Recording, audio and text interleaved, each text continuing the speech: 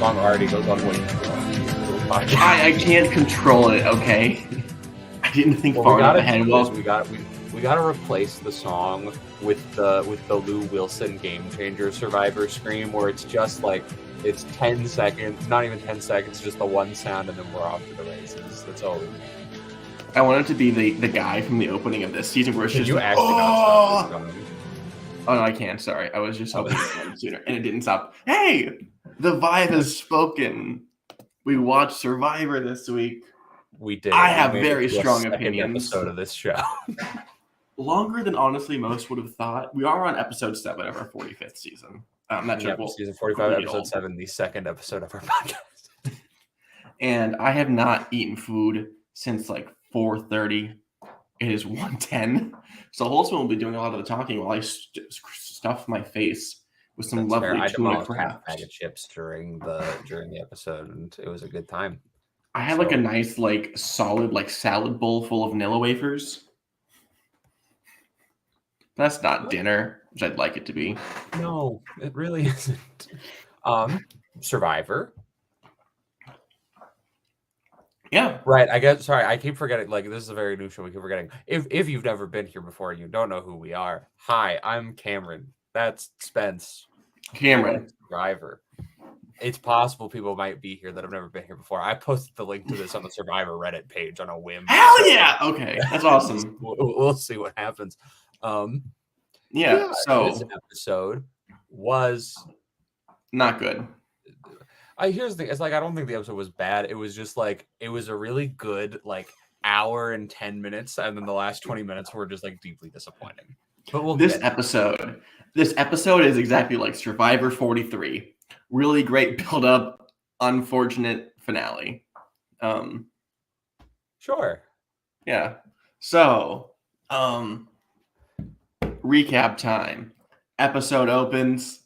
Caleb was like, "It's all good. We're fine." And he's genuine. No one believes him. Which it really sucks for Caleb because like Caleb is like a genuinely nice guy, genuinely very entertaining, really sociable dude, like, and legitimately has no bad blood and just can't get anywhere in this merged group. And frankly, it's the Bruce's fault. Which I think like if the post merge Survivor 45 is bad, I feel like we can chalk it up to 3 words, and those 3 words are entirely Bruce's fault. I thought you were going to say Bowie fucking Jane. It's a different show. It's a different show. I get it. I don't think it's entirely his fault. I think it's more that I think these players, and this would have happened, I think, with like a super fan archetype of they want to play like hard and fast, i.e. Drew Basile, who said his last name once, and I remember it because I fucking hate it. And I think they're just saying, oh, Caleb is such a huge threat because he's so nice, so sociable. He put his all into the, and we'll get to it later, he put his all into the one solo challenge he had, and he lost. He was on the tribe who never won immunity, or they won it once when he like swapped it, whatever. And yes, he's incredibly social, but at a certain point, do you really want to unite against this threat, or do you want to take out someone who is more harmful to your end game? Short game, Caleb will never get that far. End game, different conversation. Yeah. But yeah, I don't know. I think generally players have this idea about when they say like, oh, hey, everything's fine, they have to assume it is not. Caleb has literally no allies. No matter what you say about how like, oh, Emily didn't vote with him, so she fucking hates him now, which I think was like hinted at in the edit. I didn't really get a really solid answer about it. The edit was very much like Emily talked about, she was like, she has a very strange relationship with Caleb. But like she was ready to work with him, but we didn't get that chance because twists. Hey, what if we had a merge and then a tribe swap again for no reason? Okay. Could you imagine? I need to vent about this. This to me is worse than the thing with Matt last season. For a very, to me, a simple reason. is the fact that not only did you merge early, you're like, okay, we're going to keep earn the merge, which to me is one of the worst things in the new era. I despise it. I think that you're punishing players for getting that far and not adapting. If they get that far, reward them. You're having an early merge. And I think Christian Hubicki actually tweeted this, so I'm glad I'm not the only person. You do an early merge to then merge at 12. Everyone gets the buff. But then you unmerge them immediately. If you're doing a demerge, that can happen later in the game, but they still made the merge. And here's the thing, like Matthew was right. They don't want a 3-way vote. We're actually in a reply to Hibicki's tweet, and I recommend you all look this up. John Cochran said that at the South Pacific FTC, Ozzy told everyone there, hey, what if we just all agreed to deadlock the vote, see what happens? They don't want that. I accept that. Then don't fucking remove 2 people from the jury. Keep them there.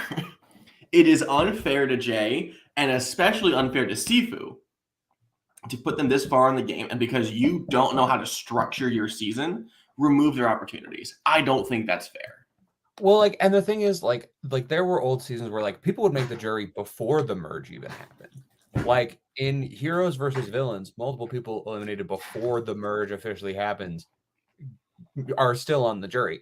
And like I don't think there's an issue with an 8-person jury. I don't. Like an 8-person jury final 3, that's fine by me. Do I prefer a 10-person jury final 3? Absolutely. But you need a cast of 20 people to do that. And sadly, that's not what this show is about anymore. It's about going to the sanctuary where good things happen. Where's my fucking Applebee's, Jeff? Dude, I love Applebee's. But no, like straight up, it is a weird thing of like you've made the merge, but you haven't made the jury. And even then, like I'm fine with the idea of like you have made the merge, but you haven't made the jury. But like make it clear to everyone before the season starts, like, hey, 3 people at the end, 8-person jury. That's how this is. We merge at 13. We have regular merge rounds, and we play the merge the way the merge should be played, where everyone, wild concept, is on the same tribe. Because it worked for 40 seasons.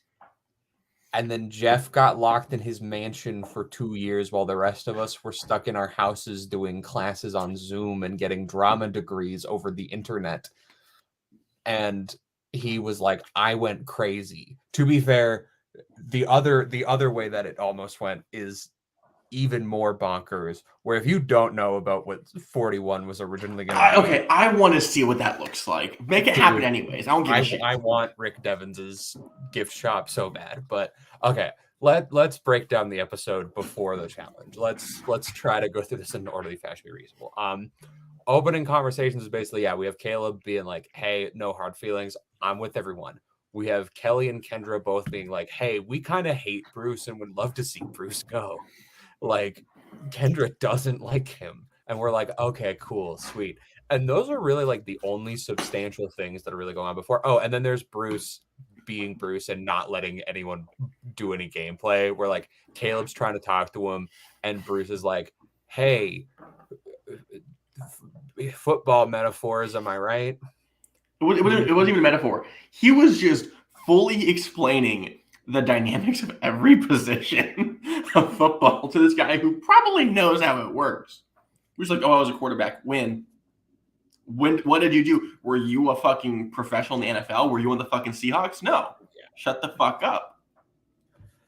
But yeah, there's all that. It's football, sports ball, the things we love. My favorite sport is people clinging to a tall pole. That's our transition to the challenge, I guess.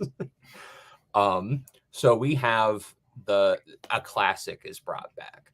We have not seen cling to tall pole since Winners at War. It's been 5 seasons. As far as I can remember, unless it shows up in somewhere from 41 to 44. No, it was more that I just forgot it was in Winners at War. Because all I've been seeing all day today was, I think, in Micronesia when Parmy was doing it. It's in Winners at War because there's an iconic shot of Nick Wilson looking like an absolute cheesehead, like just absolutely cheesing the camera. It's fantastic. But we get to the challenge, And Jeff is like, hey, look, it's this classic challenge. It's like, but wait, there's a twist. And people seem surprised despite the fact that, like, if you've been watching Survivor, and especially been watching the new era, and you walk into an individual immunity challenge and you see, oh, look, there's 12 poles that are distinctly divided into 2 different colors of pole, there's probably something going on. And they're like, hey, you're going to get divided into 2 groups. Both those groups are going to tribal. One person wins immunity from each one. And then the first group that goes, your person voted out, doesn't make the jury. Second group that goes, your person voted out, does make the jury. Why? This is Because just, we don't know how to run our show. at the end of the day, the difference between Sifu and Caleb, who on the record, very different players, one is significantly better and deserved to make the jury. At the end of the day, the power was not in their hands. The power wasn't in their hands. The difference between making jury and what and not is literally D's fucking toe. Nothing else. Kelly fucking killed it on that poll. That doesn't matter. Sifu doesn't make jury because he got on the wrong fucking half. He still lost the challenge. That didn't matter. That fucking infuriates me. Yeah, there was nothing he could do. Like, whether You're or fully not removing a player's jury agency is up to a person who will not be at risk whatsoever. It's stupid. At least Matt last season had the fucking 4 hours to social game. He was fucked and could have never done it, but he had the opportunity. Sifu had no chance at ever making jury, which is what every player who gets on this fucking show wants, bare minimum. Everyone wants to win, yes, but at the very least, their 3 fucking checklists are win immunity, find an idol, get a jury. 2 of those you can do without any interference. That is up to you. Now you can even fucking make jury without other people like fucking with your game, without production fucking with your game. So they get divided into 2 groups. I'm mad. I'm not happy. Oh no, I agree with you. I think that this is very stupid. But they get divided into 2 groups. So we have the blue team, and the blue team is Bruce, Kelly, Kendra, Drew, Sifu, and Emily. So we got 3 original Bello, 2 original Reba, 1 absolute queen, deserved winner of the season. She's flipping the scripts. And right away watching this, my fiance and I, both of us were like, so yeah, from this group, like it's Kelly. Kelly's winning of the 6 of them for sure. Like, who else would it even be, frankly? And we were correct. So yeah, on that group, Kelly wins immunity. Everyone else, like Drew, lasts a surprisingly long time. Dude, he is half that poll. When he was like sliding down, like that dude's a fucking giant. Oh, he's so tall. He's a big boy. He is a large fellow. And then on the second team, on the red team, we have Caleb, Katura, Jake, D, Julie, and Austin. So we got Caleb, our Lulu dead man walking. We have Katura and Jake, our old bellows, and we have D, Julie, Austin, El Reba. So I think it's very interesting that like both tribes have 3 of one, 2 of another, and then 1 of the Lulus, which I think is a super interesting makeup to have in this situation. And it would be really cool. It looks like they could have just gone to rocks. That'd have been super interesting. See what happens. The dynamics of a split vote. We'll get there. But then yeah, red D wins, and then it's like the winner between D and Kelly decides who goes first, who goes second, and D wins because it was like as we were watching it, both of us were like, "Oh, we forgot about D's toes." The big toes. I want someone out there, all of our loyal viewers who definitely exist. If you see D at any event, I need you to reward her toe with its own buff. Because that is the reason that she won immunity today. And honestly, probably would have been targeted if she didn't. This is Quentin Tarantino's favorite episode of Survivor. Because there were a lot of shots of women's. I can very clearly picture that if she wins, Jeff's gonna ask, why do you think you won? And she's gonna hold up her foot and it's this dude, Jeff, my foot, Biggie and Smalls right here.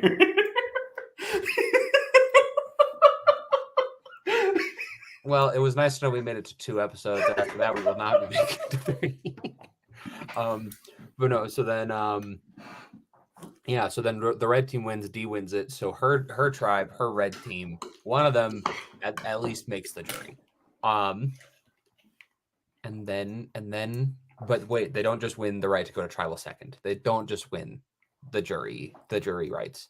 They get to go to the survivor sanctuary where good things happen. And they just like eat some tacos, and there's literally nothing substantial about them being there other than Julie getting a long confession where she's like, well, it's Caleb, obviously. And that's like the only thing that happens there, is not even like actively there. It's just people wolfing down tacos and then Julie in voiceover being like, it's Caleb.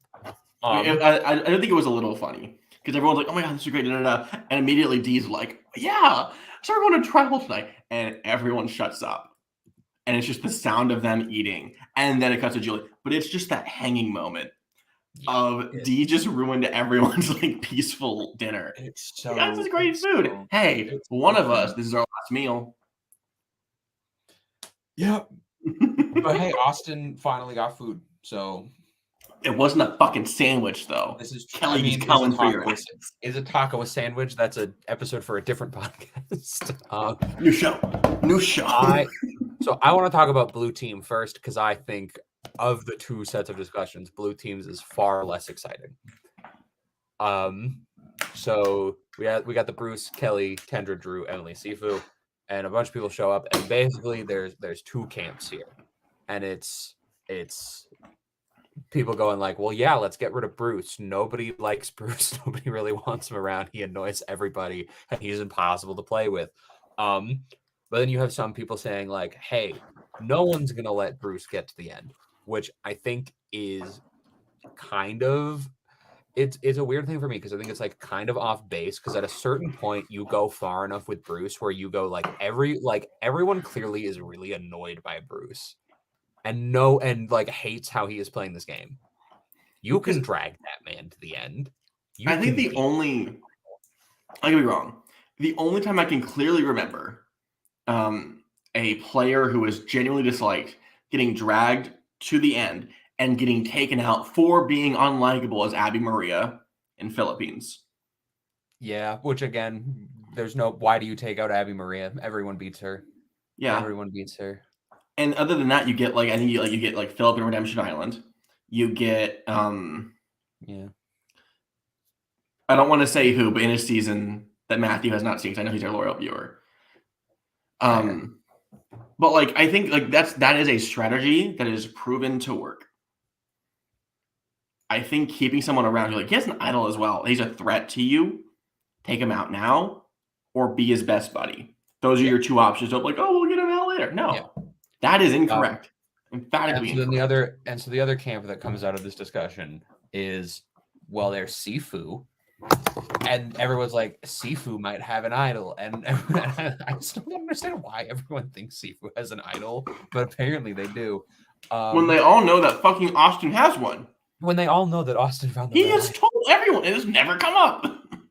But so they're like, maybe we go for Sifu. And then Kendra goes to the three people that aren't Kelly and Bruce and is like, 4 of us, let's do it. Let's take the shot at Bruce. And we cut away immediately to Bruce and Kelly sitting on the beach, and Bruce goes, I think they're voting for me and I want to play my idol. And it's like, oh God, why? And like, to be fair, like, I don't hate Bruce. I think Bruce is like, we finally have a villain on Survivor for the first time since like, it's been a while since we've had like a true like villain edit on Survivor.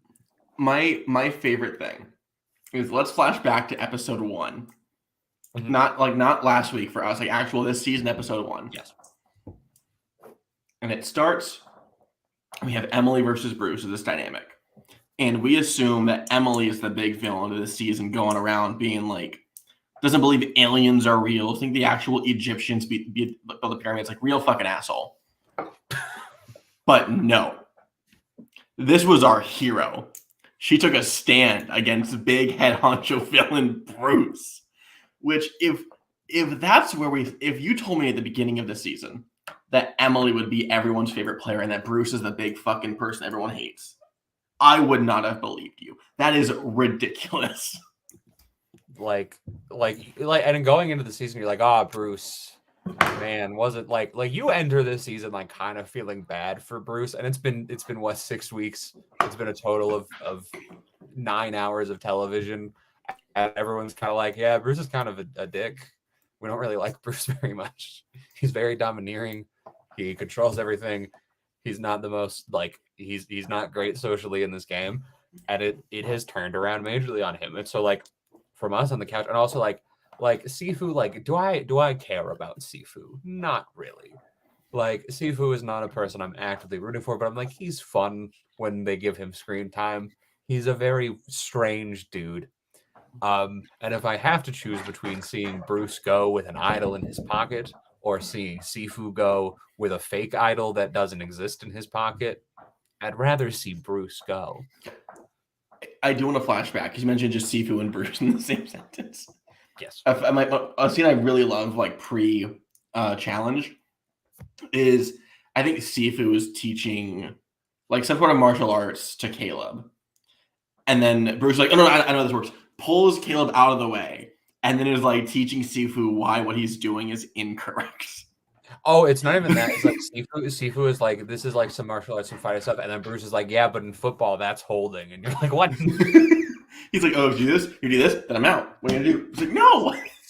It's man is interesting, but like basically the discussions come down to like, do we do Sifu? Do we do Bruce? And I'll say, from someone sitting on the couch, what I thought should have been the move people go for is get Emily, Drew, and Austin to vote for, or not Austin, get Emily, Drew, and Sifu to vote for Bruce. And then the 3 Bellows can vote for Sifu. If Bruce plays his idol, he's safe, Sifu goes. If Bruce doesn't play his idol, everyone can flip on Bruce on the revote and send Bruce home. You know, it would be cool if there was a tie vote or 2 on this episode. Taking but any basically, kind it's of like, unexpected shot or gamble, except the only time that we have been misled or there has been some strong game-making decision behind a vote this season is Brando. That hurts. The only person that we've lost that is actually a good move. He's my little Twinkie. Yeah. But yeah, I don't think there's anything like super significant left to talk about. Like Drew is running around being like, I'll flip on Sifu, I don't care. Like Kendra's running around like, I'll flip on Bruce, I don't care. And then like it sounds like going into tribal, what was agreed upon is like, we got 4 of us with the 3 Bellows and Drew willing to vote Sifu, but you don't know if that's like the real plan or is that like the fake plan that we're telling Bruce so that we can get rid of Bruce. But there's a second beach, and it's way more interesting than the other one. Because in this one, we have Caleb, dead man walking, who Batman. We have, he's not Batman, he's Canadian like me. And that's cooler, I think. But we have Caleb, dead man walking, who like D and Julie are both just like, well, yeah, it's Caleb. We all voted for him last time. Let's vote for him again. It's not that hard. We have Austin, who's like, sure, yeah, I guess, like whatever. Austin was like invisible this episode. Austin had nothing to do. But I just like, yeah, I'll go along with it. Good for his winner's that's good for his winner's equity. Like having some under the radar time with 2 fucking idols. We have our D and Julie who are like, yeah, it's Austin. Not Austin, it's Caleb. We're voting Caleb. It's easy. We have Katara, who's like, Katara frustrates me before we get to the part where she's really frustrating. Like, if we're talking about the person who consistently this season has frustrated me the most with who they are as a character, who they are as like a player, anything like that, Katara is that person to me. Because Katara episode 1, you were like, oh, she's very clever, she's very smart, she's high in the fact that she's a lawyer. And then like her entire character this season has just been, I hate Bruce and no other things. So here's what I think is gonna go. This is like Edgic shit, sort of. Yeah. Katura versus Bruce will happen soon, and she will lose that fight. Oh, I That is agree. her only character. It's a ridiculous, insane thing. Also, yeah, Matthew is correct. Austin did get his talking about how voting out Kelly would make him too big of a threat, but that also didn't matter because he wasn't on a tribe with Kelly, and also she was immune. Every person in this game is using the fucking meat shield strategy. Why would you vote out the biggest threat? Yes. So you have Katara who's doing whatever it is Katara's doing, and then you have Jake. Jake for me like stole this episode. Jake was Icon. great to watch because Jake comes up with a super solid plan where he's like, I want to take out Julie to weaken D. Great move. And I want to keep Caleb around because Caleb is a big shield that I can use to protect me. Absolutely correct. Two fantastic ideas, two fantastic reads on the game. They work together. They're great. And he goes, Caleb is on board because it's Caleb, and I should have Katara. And then Jake and Caleb start talking, and they're like, the big thing is Bruce has an idol. Austin knows Bruce has an idol. And I don't know why Austin knows this, but Austin knows this. And they go, if Austin tells Katara before we tell her, we are gonna lose Katara. So we gotta tell Katara. And this is like the big misstep here, I think. This is the big misstep here. I disagree. Really? Go Because ahead. I think they had Katara solidly, I think. Like Katara would have gone with them. But when they tell Katara about Bruce's idol and that they've both known and been keeping it from her, she doesn't trust them as much anymore. Here's the thing. What is your disagreement here? I'm curious. I understand that revealing that they had been keeping information is not the best thing. But I think that fear is very valid. Because if you know that Austin knows, you should assume he'll use it against you. I think it's important to basically go to her like fully like hat in hand, like, hey, I am so sorry. And I should have told you this sooner. But with Bruce around, I was scared of it coming back and him targeting me. Now that he's not here, I can tell you with safety. And this is between us. And like, yes, Caleb and Jake are telling her this. At the end of the day, you need to play up a angle other than I didn't need you until now. Yeah, there is definitely a better way for them to have done what they did, but I think that the better choice was to not do it at all. Yeah. But so they tell Katara that, and Jake has this set up for what would be incredible television, where Jake is like, yeah, the three of us vote Julie, the three of them are voting Caleb. We go to a revote, and Austin will flip. Austin will change. And I fully agree with his read. I think Austin is not willing to go to rocks for Julie. Even if it's, especially with only 3 people drawing rocks, you don't want to go to rocks. Like, it would be something wild. And then even then you get to the open forum discussion and we see, I don't know what happens there, but it's an interesting open forum discussion. I think it would make sense for Austin to flip as well because he has an idol and advantage. Like, he doesn't want to lose that. If you basically present to him that, like, Caleb will be taken out soon, that is not a problem. Him staying here is really you guaranteed safety at least one more round. Again, meet Shield Man. Because it's a good fucking strategy and no one else can fucking read it. Oh my god. It's but we get one of the craziest editing things I've ever seen in Survivor. Like, this is up there with Shambo's nightmare. Yeah, the thing that everyone forgets happens in Survivor Samoa, but Shambo's dream is insane. But we get and when I was watching, I was like, what the hell is happening? Because we get our flash forwards where Jake is like, here's the plan, and here's what it will look like when it happens. And we see a flash forward to Tribal Council, and I had no clue what was going on. That should have been a sign that, like, it's not going to happen. Because there's no way that you show us this and for it to be true. I had hope. But my brain was in fucking Survivor Land. I was like, thinking. that's really cool. That's a really cool thing to do. If this somehow doesn't win like some like editing Emmy, I'll be so upset because this season is edited really smartly. The season is so fantastic. Yeah. But I think we've covered all the important things before we get to the tribals. Yeah. Which I wasn't fully listening to like what they said. I generally don't. But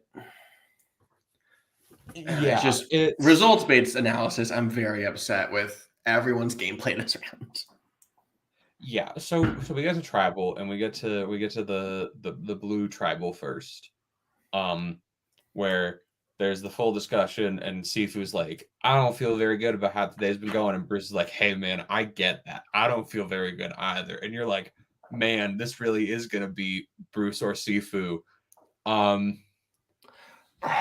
those are really like the only substantial things that are really said during tribal. Like Kelly says some stuff that I don't remember, but like where's the metaphor? for the most part, tribal is about Sifu being like, I don't feel good, Bruce being like, I don't feel good, and everyone being like, oh man, somebody shouldn't feel good, you know? And then Kendra's there and she's like, Zodiac signs. Whoa.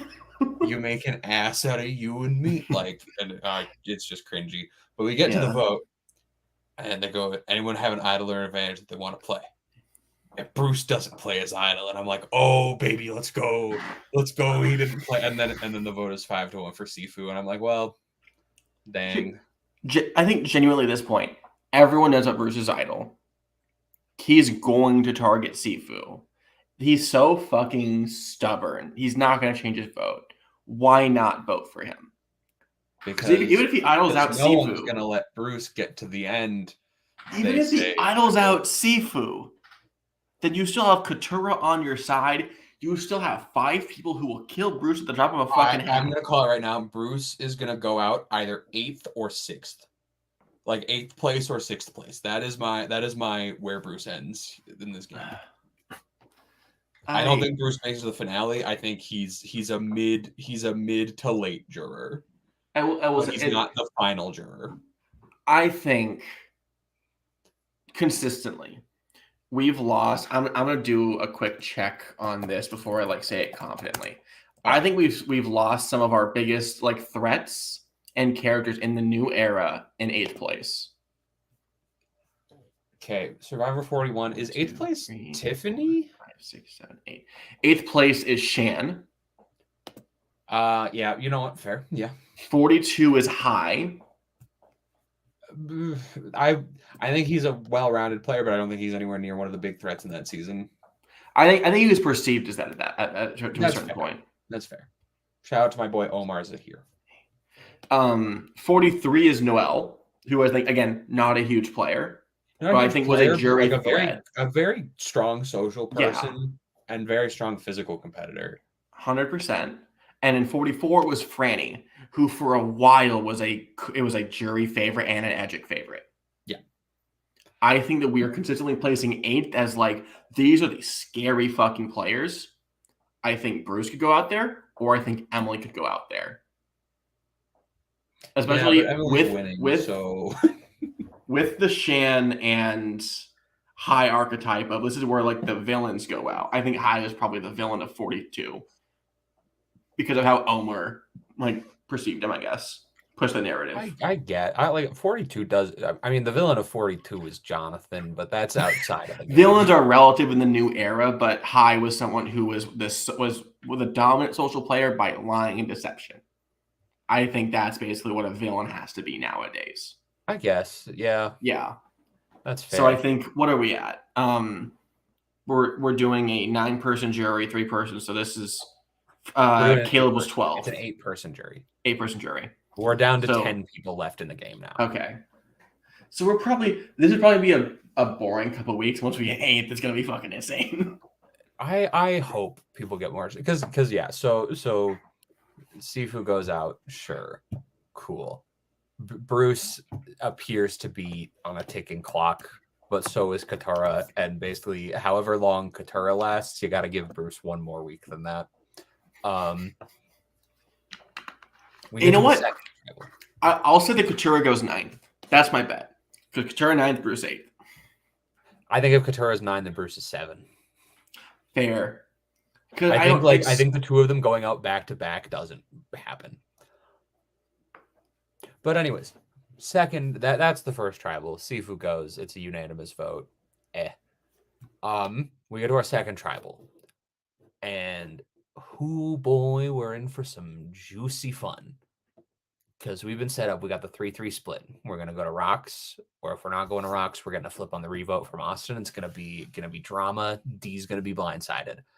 They have some conversation. Most of the conversation is like, "Hey, Caleb, you got 11 votes last time. How does that feel?" Oh yeah, dude. People not knowing how to spell Sifu's name is so good. Where you have SE space FU, 3 people spell it correctly, and then Kelly SEAFOU. But nothing is better than D's STFU vote at the Premier. I stand by. If you want to see people not know how to spell a name when they are voting for someone in the first season of the Traitors, the U.S. version of the Traitors, the very first vote, the majority person voted for is a woman by the name of Geraldine, and you'll get about 10 different spellings of her name in that single round of voting, and it is fantastic. But we get to our second tribal, and it's mostly like, Caleb, you got a bunch of votes. How does that feel? He's like, it doesn't feel very good. And then they're like, Katura, how are you feeling? It's like, it's all about who you can trust and who you can work with. And then Survivor got boring. Survivor got and then New Era.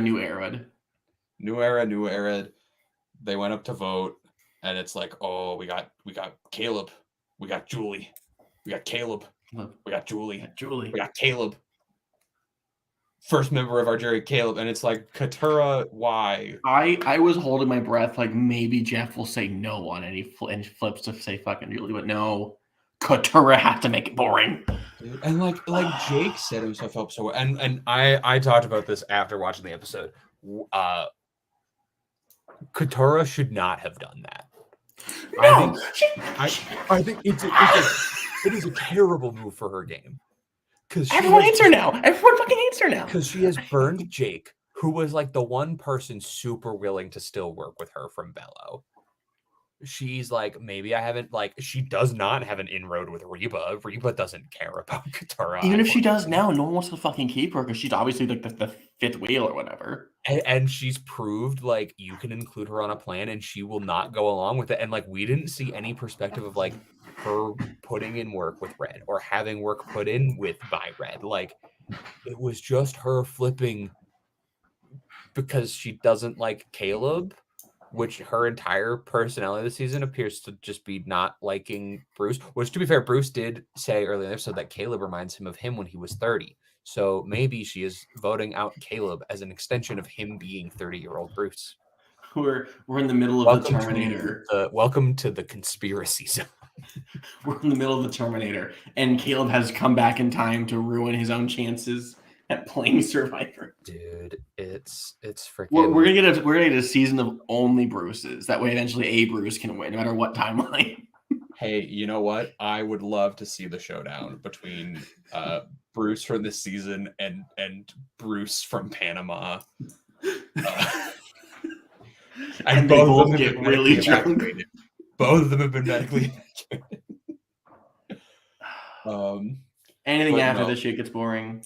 Katura votes for Caleb, so Caleb goes out in a 4-2 vote, and I feel so bad for my boy Jake. Yeah, thumbs down. I didn't intentionally trigger that reaction, but you know what? It works here. Thumbs down. You know what? I'm really sad for my boy Jake. I'm really, really sad for him. Look at me wallowing. Now you're in Gotham. But like Jake put in so much work, and he came with a great plan. Showed that he is an incredible read on the game, and then Katura ruined it for no reason, and now Caleb is gone. Like, not only did she like ruin a plan that would have made for great, entertaining tribal, great TV, but it's also like you got rid of Caleb, who like is one of the most interesting people to watch this season. Like twofold, you've given me more reason to not really like you. More players need to approach the game like Jonathan Penner and say, what makes the best TV? Because you are making a product. And let's face it, $1 million isn't what it was 20 years ago. I said after watching this that like the Katura needs Sierra Easton to come out here and just like smack some sense into her and be like, play to win. You are not playing to win right now. You're playing to make it to the end and lose. And where's the fun in that? Like, fuck you, Bowie Jane. better player than Derek Levasseur, according to Collider.com. Sure. Whatever that means. No, I woke up this morning and I checked Instagram and there was a post from Collider on Instagram that literally said like Bowie Jane has beaten Derek Levasseur's record of most days in the Big Brother house without being nominated, which makes her a major threat to win. And I was like, you have not been watching this season. Bigger number, better person. But yeah, Caleb goes out, and I'm very sad to lose Caleb. I really liked Caleb. I thought he was a great character. I think he's a shoo-in to return whenever we get another returning season. Okay, so here's my philosophy. I'll say this in a way that Matthew can understand because I don't want to spoil him for other shit.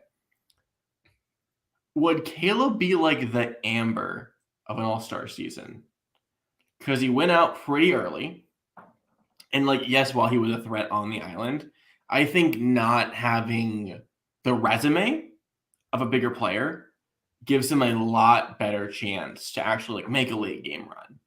And I don't want to say the other reasons why that makes sense because it's a spoiler for things Matthew hasn't watched. I cannot wait for the end of Survivor 48, where at the finale of the show, Caleb gets engaged to who would be funny for Caleb to get engaged. When Caleb gets engaged to Jenny Kim. Okay, Stan Jenny Kim. Here's the thing: if there's when Caleb gets engaged to Daniel Strunk, who's gonna be laughing? Hear me out though. Genuinely, I would love to see the combination of Caleb and Claire from last season. I love Claire. Before we wrap this up, I'm going to speak my truth on this podcast, and I don't care who hates me. If you say fuck Claire, we're breaking. I'm not gonna say fuck Claire. I am gonna say people need to shut up about Claire. Fuck I'm you. sorry. I'm sorry. She's a literal game changer. The problem that I have with the biggest problem I have with the new era Survivor is this: is everyone picks some random pre-merge woman to stand before the season starts, and then they go out pre-merge and people still don't shut up about them despite them not doing anything. This podcast loves women, by the way. We don't listen to what he says. You have your Jenny Kims, you have your Claires, you have your Justine Brennans. I don't care about these people. Only one person stands Justine Brennan. And his name is Ai Gyong. and we love him. But like I don't care. Like, people are standing people who did nothing, who functionally had no impact on a season they were in. And if we're going to stand people who had basically no impact on a season they were in from the new area, where are my Lydia Meredith stands? Where are only one pre-merger. Only one person didn't make jury in all of the new era has their own hashtag. Hashtag BFJA. Let's go. But like, where's my JD? Where's my Broccoli Brad stands? Where's my David Fauci fandom? I will say, you know what? You know who's the one person from pre-mergatory that gets stand a lot that deserves the standing? Zach Wertenberger. True. I stand by it. Very Zach hot brother. King. Brandon Donlin encroaching on his territory. Brandon's tweet about him becoming a beware advantage on Survivor 47 is one of the funniest things I've read in a very long time. No. The one I like more is still like, hey guys, I gotta hold my new Survivor game. Hey, why can't this guy climb a ladder? How fucking bad is he? Dude, I will come back as a beware advantage and will try my hardest. Just so good. But like that's my new era Survivor truth. Where like who's our pre-jury? Hey, okay, Sabaya is probably going to be that person from this season by default. She better fucking come back. And like Sabaya, I think is the best of those. I think, but I still don't particularly care. I have a pitch for you. This is a total sidebar. can you change like your middle name to Van? No. Because I want to change the podcast name to Beware, Add, Van, and then we get Taj from Token Cheens to really like round it out. A very like educated podcast. So, Next week on Survivor. yes, next week on Survivor. Okay, I took notes this time. I wrote it down. We'll get to the fun shit later. First things first. There is an all-girls alliance. No, there isn't. It's never works. Yep. Hey, the Black Widow Brigade. True, it's worked once, and then fucking Medivacs fucked our Oh, jury. you know what? No, you know Here's what? one. I'm gonna name another one. I don't remember what their name is, but Survivor One World. That was just. Here's the thing. Legally speaking, that wasn't an alliance. That was a belonging. But they got rid of Kat before they got rid of Tarzan, though, True. and they kept around Christina even though they didn't want her there. Yeah, They're like, it's finally we finally have an opportunity to get rid of the men, and it's like, dude, like you just got rid of 2 men. There's only 4 left. Like you outnumber them. You've had the chances. The teaser gives away that Jake definitely finds an advantage or an idol or something. He literally just like opened in a tree, he finds a Listen, fucking scroll. which the last time someone found an advantage that was that clearly obvious was in everyone's favorite season, Survivor Island of the Idols. Grabs the paper hanger from the tree, wins a trip. No. It's the worst. It's the worst advantage. Open the scroll. Congratulations, you have lost your vote. You've lost your vote. There's no such thing as a free lunch. Here's some paper and a pen. What are you gonna do about it? Like, what? And then he goes home that episode. Jamonga, dude. Like, the thing I hate is like we're probably not gonna see any returning players from that little stretch of like 35 to like from 35 to 39. If I never get to see Chrissy Hoffbeck again, I will kill someone. I don't know who it's gonna be. I'm gonna kill someone. I like the fact that we don't like we might never get to see Dominic return.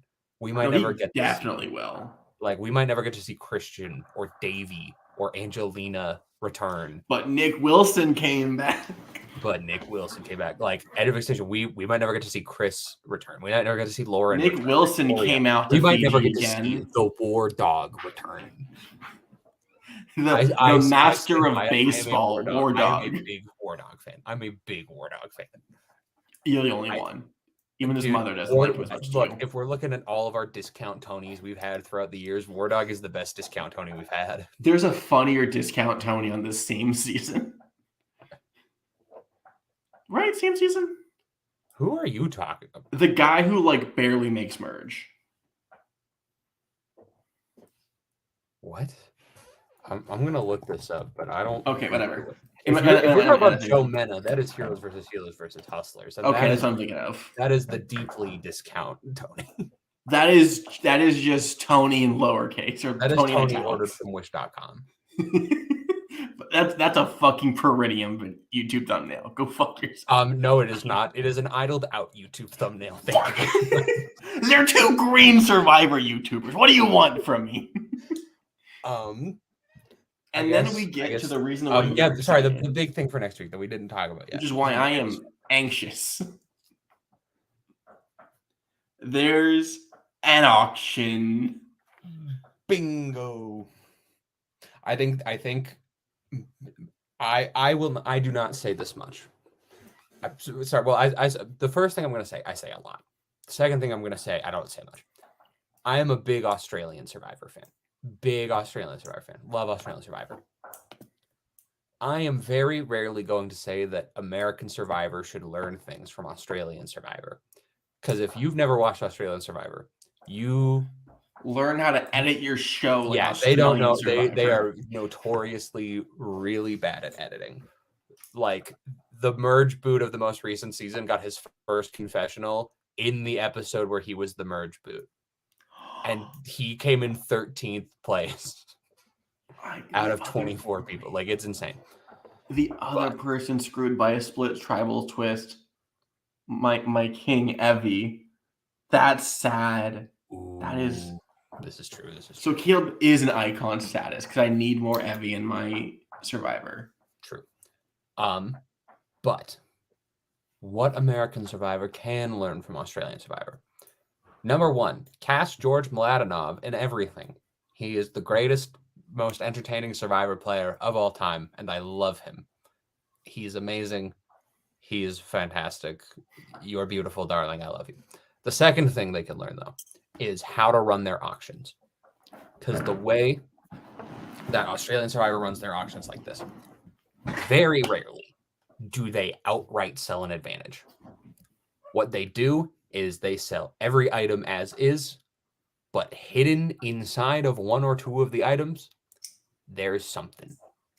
Australian Survivor Champions versus Contenders 1, because they have two Champions versus Contender seasons. But Champions versus Contenders 1, Queen Shawnee Fairfax, she buys a big old tub of candy, big old glass jar of candy, hidden in the center, buried under all the candy.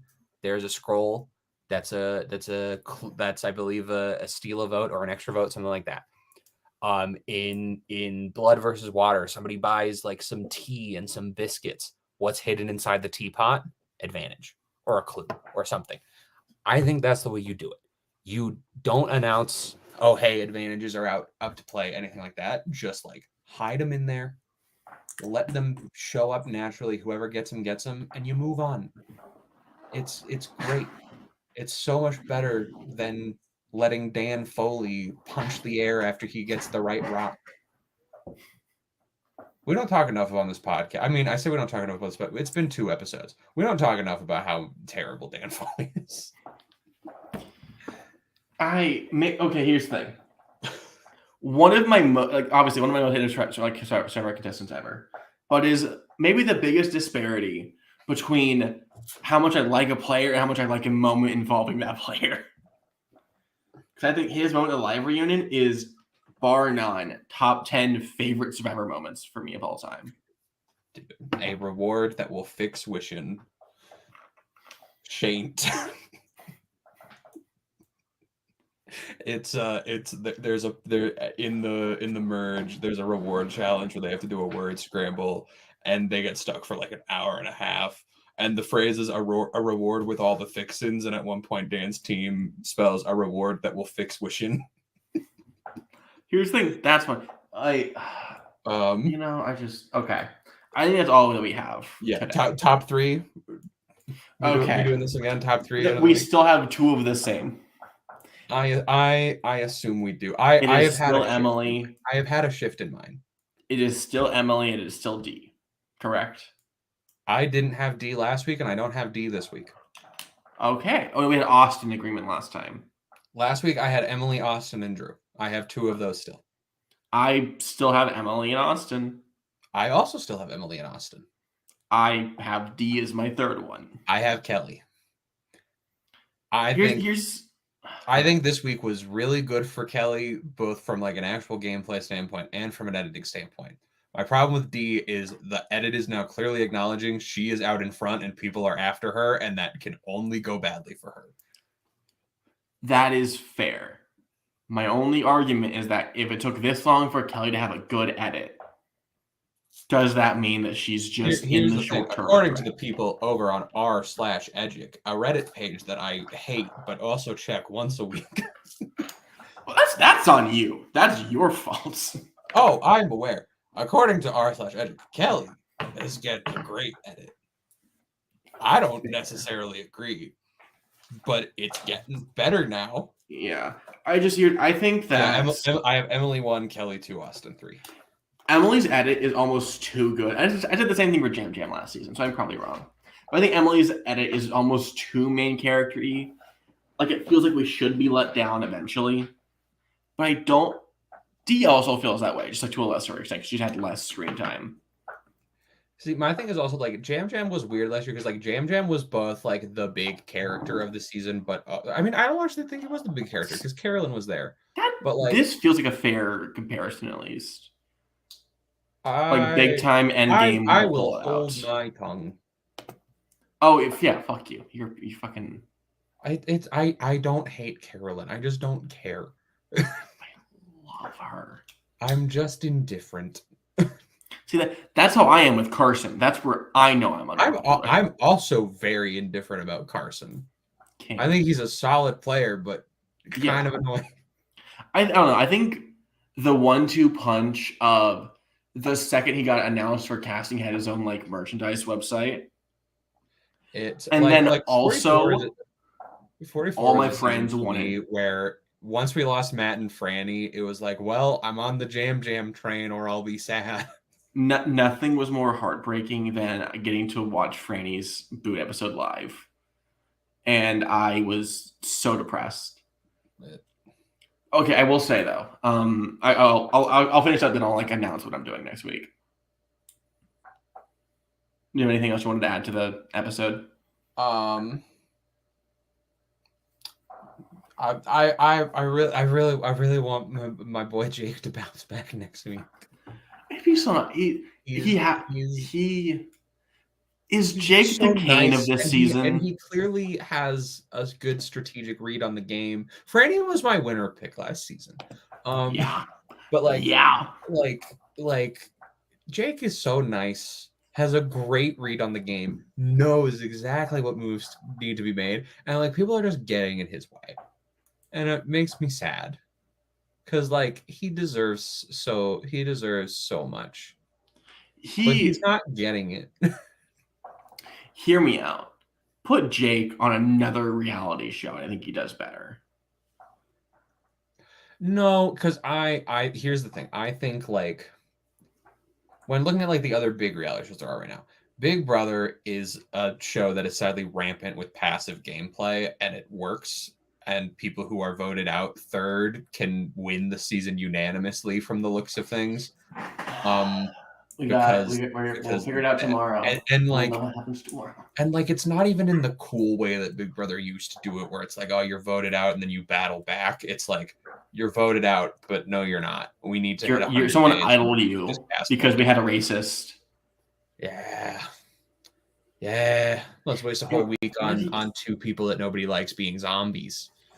Imagine how good it would have been if Kirsten was saved instead of a fucking idol.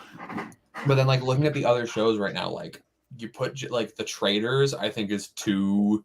It's too untested of a format right now, where, like, it is a game that is functionally random. Like, The Traitors, I really enjoy it. Like, it's a game that like, is so unbelievably imbalanced, it's not even funny. I haven't seen it. I thought Jake would do well. I think Jake isn't a good fit for the challenge just because like the challenge is pure like physical strength, and like Jake like not bad physically by any means, but like compared to the people you see on the challenge, like would get destroyed. Yeah, I was thinking that he would probably be good on The Amazing Race. I haven't seen it, but I get the vibe. It's the Amazing Race of all of the like active competition shows, I feel like The Amazing Race is the one I would do the best at, because like there's no social strategy really basically at all in that game. It's just like, can you do stuff? Cool, you're gonna win. No, it's just don't piss people off, because then they'll steal shit from you or lead you the wrong way. Kinda. You really don't know how The Amazing Race works. I only watch the recap videos for Corinne and Eliza and Rob and Amber. That is it. Oh, but what if I told you that Rachel from Big Brother, the most annoying Big Brother player of all time, this is a Rachel Riley hate call-out post. I find her so irritating. Rachel Riley, two-time player, one of the most famous Big Brother players of all time, winner of Survivor, or not winner of Survivor, winner of Big Brother 13, unjustly so. Who did she beat? She beat a woman named Portia, who technically deserved to win slightly more, but she has the record for most legs completed by any person on The Amazing Race. It's a lot of legs. She has been on the show 3 times and has made it to the end of 2 seasons. She's the Amanda Kimmel. And she cries and whines every time. Yo, Matthew, the Kev Jumba season, very fun. Mike White was on Amazing Race before he was on Survivor. there was a season where Keith and Whitney from South Pacific, who Whitney cheated on her husband with Keith on the Survivor Island, and then they got married. They were on The Amazing Race. Boston Rob and Amber were on 2 seasons. Ethan Zahn and Jenna Maraska were on The Amazing Race back when they used to date. Like Claire and Derek from Big Brother 23 were on The Amazing Race recently. The Amazing Race is like a show that I don't terribly enjoy, except when I do. Like it's one of the most widely inconsistent shows because it is kind of like deeply uninteresting. It feels like the kind of show that would be best watched with your parents than on your own. You get a little tired of it. I used to watch it with my parents once a week. Yeah. I will say, like, they put it on Disney Plus here recently, and like I binged a couple seasons that I remember being like, "Oh, these are good." Or like, "Oh, Natalie and Nadia, the twins from Survivor, were on Amazing Race before then." Like the reason they were, like, Nadia villains, was a right? big target at the very beginning of San Juan del Sur is because people had seen The Amazing Race and were like, "We know what you can do." But yeah, Jake, So, I love him. I want to see good things for him, but man, the outlook is not looking great for him. okay, so we should wrap this up because I am very sleepy. That's fair. It's after midnight here, yeah. Yeah, great Into the Woods song. That's the last midnight. Never mind. After midnight that's a Chapel Roan song. Next week, on top of next time on Survivor, I will also be driving 2 hours to hang out with one Jesse Lopez and Johnny Fairplay. I mentioned earlier that I had seen Franny's eviction at the same event. Going again this time. Will be one Sandra Diaz twine down. Maybe Nina will show up, I forget. But Jesse and Johnny, good time. I'll give like a recap of it because I think that like they tour a lot of the East Coast. They also go to California sometimes. So I would recommend that y'all go to the event if you can. I'll give you a little recap of it. But also, fair warning, we'll probably be losing a big character next week if a pattern develops. Hold on to your Jakes. Hold on to your Austins. I'm sorry. Pray for your Emily's. If Emily goes home, I will fully blame myself and probably die. I want Emily to do good. At this point, though, like, there's only 3 people who I'm like, I would be unhappy if you won. And the nice thing is there's no way all 3 of those people are making it to the end. Katura, Julie, and oh god, who was the last one? Bello or Reba? Bello. Is it Bruce? No. Okay. It's not Kelly. Who am I forgetting? Yep. It's the other person. Who am I forgetting? Mm-hmm. I'm not. Man or woman? We're letting this podcast keep running. Man or woman, and then we can end it. Bello woman. Bello woman, and it's not. Oh, Kendra. Yeah. All right, wrap it up. I'm fucking tired. Let's go.